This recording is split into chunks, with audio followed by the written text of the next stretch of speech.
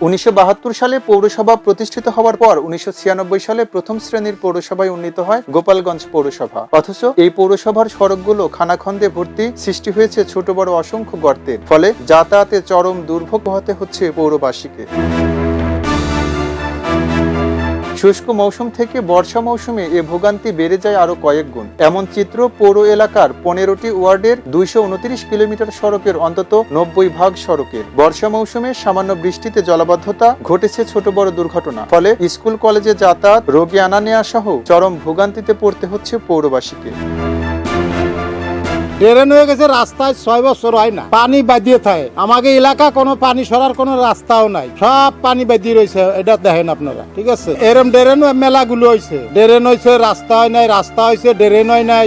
রাস্তা তো ভালো না, বেশি রাস্তা তো সব জায়গায় ভাঙ্গা চূড়া রাস্তা, গাড়ি চালাতে পারি না, কষ্ট হয়ে যায়। এ চাকা বিয়ে হয়, ও চাকা বিয়ে হয়, আর ওই গ্যারেজে যে 60,000 টাকা দিতে হবে তাকে, তা কি কামাই আর কি দেবো তাকে। এই সড়কের সমস্যায় আমরা রয়েছি। এখানে রাস্তার থেকে বাড়িঘর একটু উঁচা এবং রাস্তা নিচে, যার কারণে বাড়িঘরগুলোর সমস্ত পানি এই রাস্তায় আসে এবং এখানে কোনো ড্রেনেজ ব্যবস্থা নাই। লোড ভ্যান নিয়ে নামাই দিলি তো আমি পরে ওই জায়গায় কেন একটা দুর্ঘটনা ঘটতে পারি, এই জন্য আমি যে আগে ভ্যানটা রাখিয়ে নিজে পা দিয়ে দেখলাম এই রাস্তা তো সবই ভাঙ্গা। এখন আমরা এই যে 1 বছর ধরে এই রাস্তা এরকম ভাঙছে, এইভাবেই চলতেছে। সড়কে বেহাল অবস্থা থাকায় ক্ষতিগ্রস্ত হচ্ছেন ব্যবসায়ীরা। রাস্তার বেহাল দশার কারণে 3-4 গুণ ভাড়া দিলেও ক্ষতিগ্রস্ত হবার ভয়ে রিক্সা ভ্যান যেতে চায় না।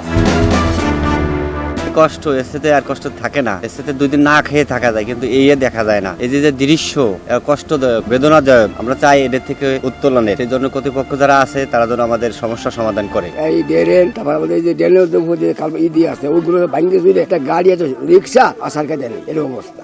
ট্যাক্স নিচ্ছে পৌরসভা, পানির বিল নিচ্ছে পৌরসভা, সবকিছু দিচ্ছে। শহরের ক্ষতিগ্রস্ত ও চলাচলের অনুপযোগী সড়কগুলো চিহ্নিত করে অগ্রাধিকার ভিত্তিতে দ্রুত সংস্কার কাজ শুরু করা হবে বলে জানান পৌর প্রশাসক।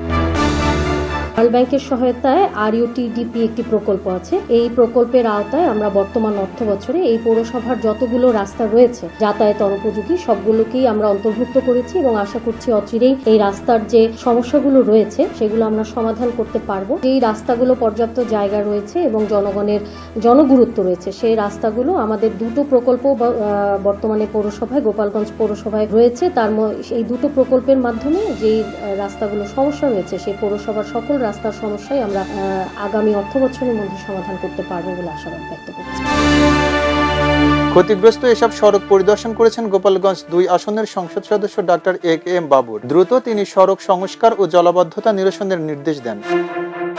গোপালগঞ্জের অপরিকল্পিত শহর, এখানে কোনো পরিকল্পিত কোনো ড্রেন নাই, কোনো রাস্তা নাই। তাই আমি এই টোটাল গোপালগঞ্জ শহর ঘুরে ঘুরে আমি দেখছি। আগামীতে আমাদের যে বাজেট আসবে এবং আমরা চাই পরিকল্পিত একটা শহর গড়তে, নগরবাসী উপকৃত হয়, নগরবাসী স্বাচ্ছন্দ্য চলাফেরা করতে, তাদের শান্তির জন্য।